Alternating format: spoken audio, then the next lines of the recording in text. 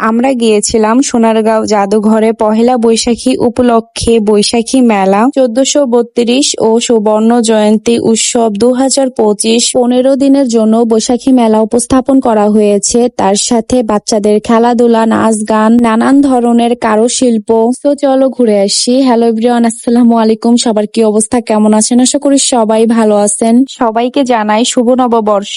কিন্তু এই ভিডিওগুলা আমি আপনাদের সাথে শেয়ার করছি অনেক লেট করে। অনেক দিন হয়, মানে অনেক মাস হয় কোথাও ঘুরতে যাওয়া হয় না। সেই যে ঘুরতে গিয়েছিলাম ঈদের আগে, মানে রোজারও আগে, কোথায় কোথায় ঘুরতে গিয়েছি সেগুলো কিন্তু অলরেডি আমি আপনাদের সাথে শেয়ার করেছি। তো যাই হোক, আজকের আমার এই ভিডিও কে কোন জায়গা থেকে, কোন জেলা থেকে দেখছেন তা অবশ্যই কমেন্ট সেকশনে জানাতে একদম ভুলবেন না। আর হ্যাঁ, আমার পেজ এখনো যারা ফলো করেন নাই তারা ফলো করে সাথে থাকবেন। আমার ইউটিউব চ্যানেলের নাম ইভা ব্লগ 01 দিয়ে সার্চ দিলেই আসবে। আশা করি আপনারা সাপোর্ট করবেন। এখানে বলতেছিলাম আমাকে ভিডিও করে দাও। এখানে একটা নয়নতারা ফুল গাছ ছিল, সেই ফুলটা এত সুন্দর লাগতেছিল, আমি ধরছি দেখে আমার বাবাইরও ধরতে হবে। এখানে ঘুরতে এসেছি, বাহিরে যে কয়টা ফুল দেখেছে সেই কয়টা ফুল ছুঁয়ে ছুঁয়ে দেখেছে। আমি ফুল অনেক পছন্দ করি, আমার মতন আমার বাবাইও ফুল অনেক পছন্দ করে। জানি না বড় হওয়ার সাথে সাথে কি ওর এই ভালো মন্দ পছন্দ অপছন্দ থাকবে কিনা। আসলে মানুষের বড় হওয়ার সাথে সাথে কিন্তু অনেক কিছু চেঞ্জ হয়, চেঞ্জ হতে হয়। আমার বাবাই ঘোরাঘুরি অনেক পছন্দ করে। ওকে যদি ঘুরতে নিয়ে যাওয়া হয় সে খাওয়া দাওয়া একদম বন্ধ করে দিবে, সারাদিন ও ঘুরবে, এরকম একটা অবস্থা। এখানে ভিডিও করতেছিলাম, আমার বাবাই লাফালাফি, তারপরে হচ্ছে ও জানে কিন্তু ওর ভিডিও করা হচ্ছে, সেজন্য কি যে করবে ও নিজেও জানে না। এগুলো সবই ইচ্ছা করে করে, এগুলোই অনেক ভালো লাগে, ভালো লাগার মতন। এগুলো করে দেখে আমার সারা দিন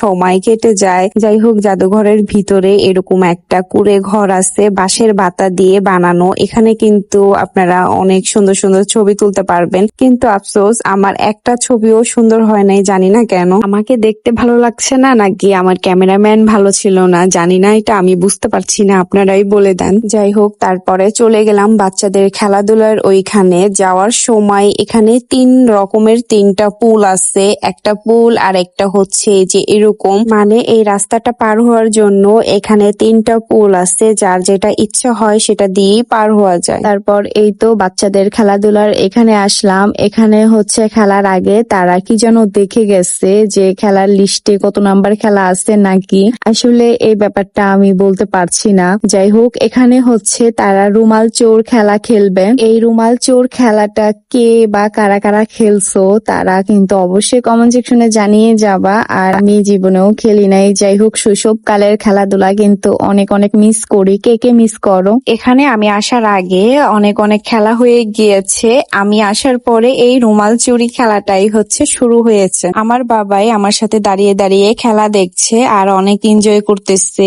অনেক প্রচন্ড পরিমাণের গরম ছিল, তারপরেও এখানে দাঁড়িয়ে দাঁড়িয়ে সে খেলাটা দেখে তারপরে হচ্ছে এখান থেকে গিয়েছে। তারপরে আমরা খেলাধুলার ওই দিক থেকে আমরা চলে আসলাম নাচ গান দেখার জন্য।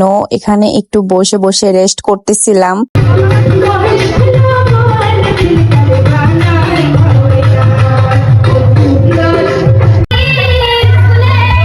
তারপরে চলে আসলাম নাচ গানের একটু পাশেই এই জায়গাটা, বাগের এখানে আমার বাবাই কিছু ছবি ভিডিও করলো। তার পাশেই হচ্ছে এরকম কাপড় আর হচ্ছে কাঠ দিয়ে একটা ঘর তৈরি করে সোনারগাঁও জাদুঘরে যা যা শিল্প কাজ রয়েছে তা সবকিছুই ছবি তুলে ক্যাপচার করে ফ্রেমের মাধ্যমে এখানে টাঙিয়ে রেখেছে মানুষের বুঝার সুবিধার্থে। দেখতেও অনেক সুন্দর লাগছে আর বোঝা যাচ্ছে যে সোনারগাঁও জাদুঘরে এই সবকিছুই রয়েছে। আর সোনারগাঁও জাদুঘরের ভেতরে যে শিল্প কাজের দোকানপাট গুলো থাকবে ঠিক এই রকম, চারদিকে বাঁশের বাতা দেওয়া আর হচ্ছে উপরে খড়ির পাতা কিংবা এটাকে কি বলে, ছনের ঘরের মতন। এখানে যে বা যারা যেই শিল্পের কাজ করছে সেই শিল্পর নাম সহকারে, ঠিকানা সহকারে তাদের দোকানের উপরেই হচ্ছে লেখা থাকবে। এদিক দিয়ে যাওয়ার সময় দেখতে পেলাম এই দাদাটাকে। এই দাদাটা একা একা বসে বসে কি সুন্দর ছবি আর্ট করতেছে নানান ধরনের। আপনারা কেউ যদি এখানে সময় নিয়ে আসেন, তাকে যদি বলেন আপনার মন পছন্দ মতন ছবি আর্ট করে দিতে, সে তাই করে দিবে।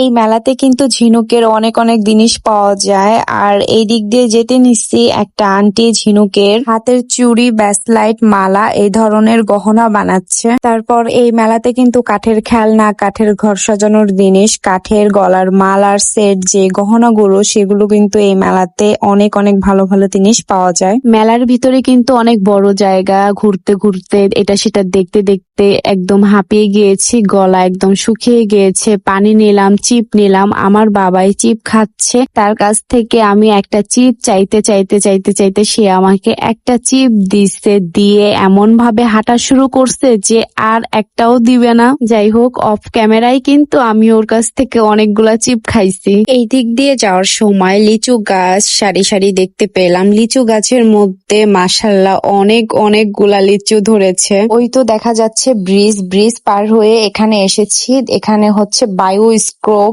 এখানে কি যেন দেখতেছে, এটার ভিতরে আসলে কি সেটা আমি কখনোই দেখি নাই। কেউ যদি জেনে থাকেন তাহলে আমাকে জানিয়ে দিন তো। তারপর আবারও চলে আসলাম শিল্প কাজের দোকানে। এই সব দোকানে হচ্ছে অনেক রকমের বেতের নানান ঘরের আসবাবপত্র বানিয়ে রেখেছে। তারপর এই দোকানটাতে মাটির অনেক জিনিস বানিয়ে রেখেছে, পুতুল, হাঁড়ি পাতিল, এগুলো হচ্ছে ঘর সাজানোর জিনিস। এই দোকানটার পরের দোকান হচ্ছে এইটা। এই দোকানে মাটির মালা ছিল কড়ি দিয়ে বানানো, তারপরে ছোট ছোট পাখি, হাত পাখা ছিল, আর ছিল এই ধরনের কাপড়ের চুড়ি কড়ি দিয়ে বানানো। এই সোনারগাঁও জাদুঘরের এই মেলাতে কিন্তু যা যা আসবাবপত্র, গহনাগাটি যা যা দেখতে পাবেন তা সবকিছুই কিন্তু তারা নিজের হাতে বানিয়ে তারপরে হচ্ছে বিক্রি করে। এই জাদুঘরের মেলাতে কিন্তু আরো অনেক অনেক কিছুই পাওয়া যায়, জামা কাপড় যেমন শাড়ি, হাতে সেলাই করা, কাঁথা, বিছানার চাদর, আরো অনেক অনেক কিছু। যাই হোক, এই দোকানটাতে বাঁশি বিক্রি করতেছিল। আমি এই ছেলেটাকে বলতেছি তুমি বাঁশি বাজাও, আমি তোমাকে একটু ভিডিও করি। সে আমার কথা শুনে বাঁশি বাজাচ্ছিল।